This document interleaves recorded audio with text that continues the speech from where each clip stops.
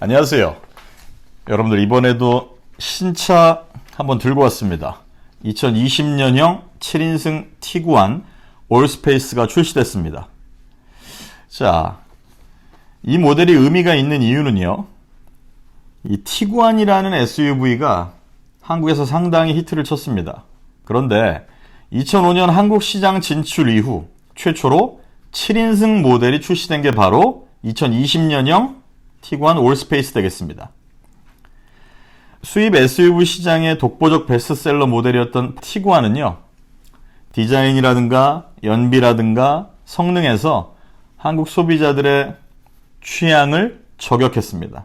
그래서 상당히 많이 팔렸고요. 중고차 시장에서도 거래가 활발하고 여전히 인기가 높습니다. 최근 코로나 때문에 글로벌 자동차 브랜드들이 전시회를 취소하면서 신차 홍보에 어려움을 겪고 있습니다.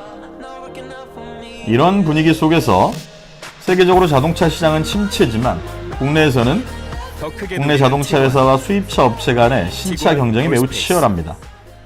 바로 이 7인승 티구안 같은 경우에는 국내 자동차 모델 어떤 모델과 경쟁을 해야 될까요? 네, 바로 소렌토입니다. 이슈 뽀개기 이 시간을 통해서 소렌토의 매력에 대해서도 분석을 해드렸는데요. 오늘은 이 7인승 동급 모델로서 소렌토와 티구안을 비교 분석해 보겠습니다. 당연히 7인승 출시됐다라는 것은 공간 활용성 및 실용성을 극대화했다라는 얘기입니다. 2020년형 티구안 올스페이스는 7인승 버전으로서 3열 시트를 도입했고요. 가격은 개소세 인하분 143만원이 인하된 4,827만원입니다. 5인승 모델 대비 우선적으로 공간 활용성에 대해서 장점을 확실하게 확보했습니다. 한국 소비자들이 꾸준히 요구를 해왔죠. 전장은 4700mm, 215mm, 휠 베이스는 2790mm로 110mm 더 길어졌습니다. 중형 세단급의 사이즈가 나온다는 얘기입니다. 레그룸 역시 60mm, 그러니까 6cm죠. 더 늘어났습니다. 뒷좌석 공간이 넓어졌고요.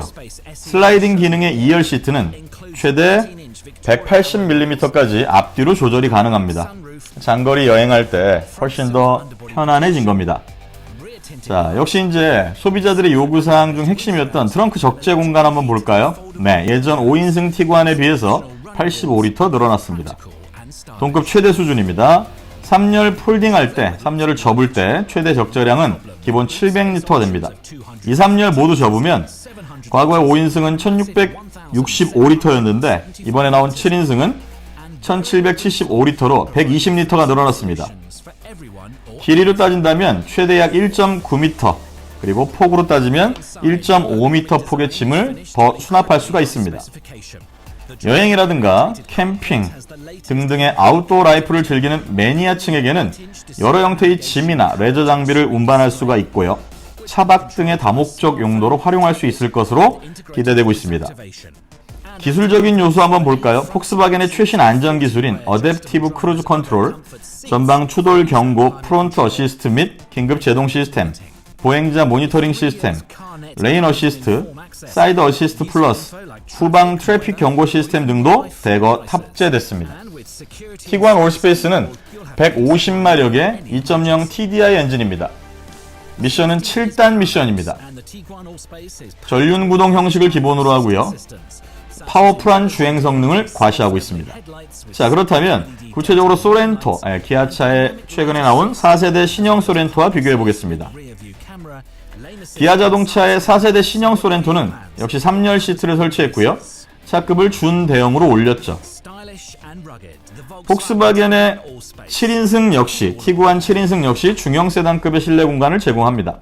엔진과 배기량을 본다면 4세대 신형 소렌토는 202마력, 스마트 스트림 2.2 엔진 탑재했고요. 배기량은 티구안 올스페이스는 150마력, 2.0 TDI 엔진이고 배기량은 1968cc입니다.